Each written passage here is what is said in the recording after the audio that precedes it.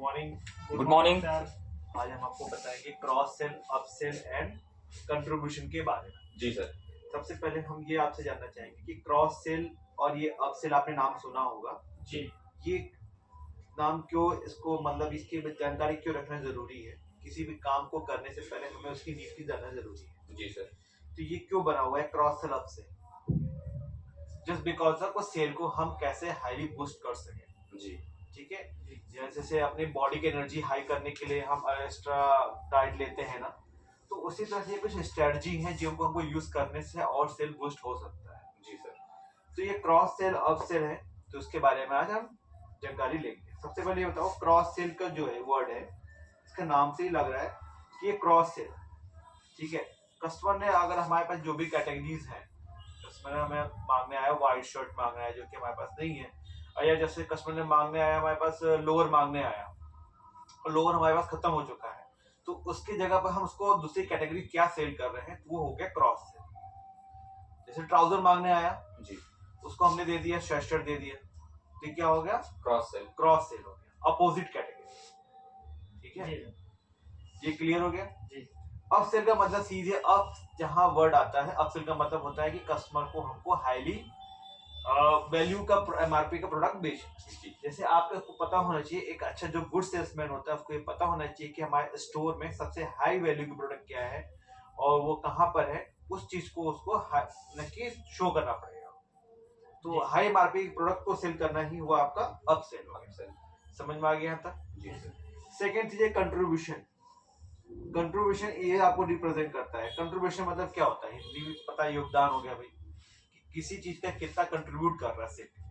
अगर आप कोई भी, आप कहीं भी काम करिए, आप किसी भी चीज का काम करिए, उसमें कोई चीज ज्यादा सेल होती है, कोई कम सेल होता है, सबका इक्वल रेशियो नहीं होता है। जी सर। ठीक है, तो वो इसे बताता है कि हम सबसे ज्यादा आपके स्टोर में क्या लिक्विडिटी, किस चीज का ज्यादा आपका सेल हो रहा है, ये किस चीज का ज्यादा आपको उसमें कंट्रीब्यूशन है, जी। किसका ज्यादा है किसका कम है, उस चीज को रिप्रेजेंट करता है। जी सर। तो कंट्रीब्यूशन हम किसी भी चीज का निकाल सकते हैं। आप अपने सेल्स परफॉर्मेंस का निकाल सकते हैं, खुद के ये स्टोर परफॉर्मेंस का भी निकाल सकते हैं कि पर्टिकुलर वो कैटेगरी कितना कंट्रीब्यूट कर रही है। जैसे आपके स्टोर में, हमारे स्टोर में 4-5 कैटेगरीज हैं, तो 4-5 कैटेगरी में सबसे जो मेजर दो चीज होती है ना, प्राइमरी और सेकेंडरी होती है। तो प्राइमरी जो सेल आती है वो किससे आ रही है? High value product. High value product से। हाई कौन सी मेजर कैटेगरी है जिसको, जिसकी वजह से सेल ज्यादा आ रही, इसका कंट्रीब्यूशन ज्यादा है? जैसे हमारे पास विंटर का है, जैकेट है, ठीक है, डेनिम है। डेनिम है। तो इसी तरह के अदर किसी भी आप प्लेटफॉर्म पर काम करेंगे तो जो उसका कंट्रीब्यूशन होता है हर कैटेगरी का अलग अलग होता है। तो ये जानना जरूरी होता है कि कौन सा कैटेगरी ज्यादा सेल हो रहा है।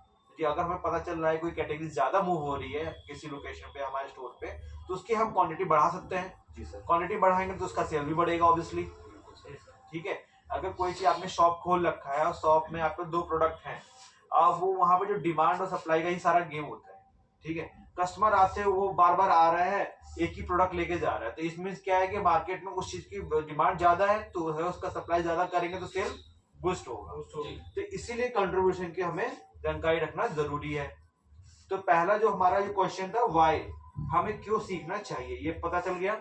इससे पता चल जाएगा कि हमें किस चीज पर क्या कितना ध्यान देना चाहिए। अगर कोई चीज लो हो रहा है, कम सेल हो रहा है, तो उसको हम कैसे बढ़ा सकते हैं। अगर कोई ज्यादा सेल हो रहा है तो उसको और कितना हम बढ़ा सकते हैं। ठीक है, तो इसका फॉर्मूला क्या होता है, आप लोग बता सकते हो इसका फॉर्मूला क्या हो सकता है? जिस चीज का आपको कंट्रीब्यूशन निकालना है उसका सेल लिख लेंगे आप। ठीक है, नेट सेल चाहिए। हाँ, नेट सेल मतलब आफ्टर डिस्काउंटेड वैल्यू। ठीक है, इसलिए हम नेट सेल वैल्यू की बात कर रहे हैं। ठीक है, नेट सेल वैल्यू हो गया। यहाँ क्वांटिटी का भी आप निकाल सकते हैं। अभी हम वैल्यू की बात करें तो नेट सेल क्वांटिटी इनटू 100। ठीक है, और टोटल सेल, टोटल सेल मतलब आपने सपोज किसी स्टोर की अगर सेल जो है 10 लाख रुपए है, ठीक है, 10 लाख रुपए है, और 10 लाख रुपए में उसने जो है 5 लाख की सेल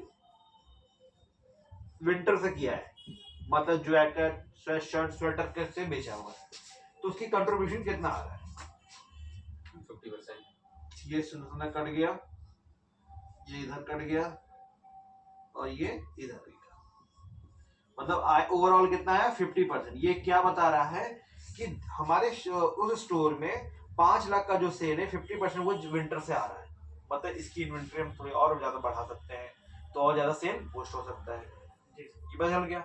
इसी तरह से अगर हम दूसरी कैटेगरी निकालते हैं जिसका हमारा रेशियो कम होता तो उस पर हम देखते हैं क्या पता है कस्टमर क्यों नहीं पसंद आ रहा है, क्यों नहीं सेल हो पा रहा है, तो उसकी यूएसपी पर हम बात करते हैं और जिससे वो भी सेल बूस्ट होता है। यहाँ तक क्लियर है? हाँ, तो ये मेजर चीज है कि आपको सेल इंक्रीज करने के लिए आपके लिए बूस्ट का काम करेंगे। ओके जी सर। क्लोज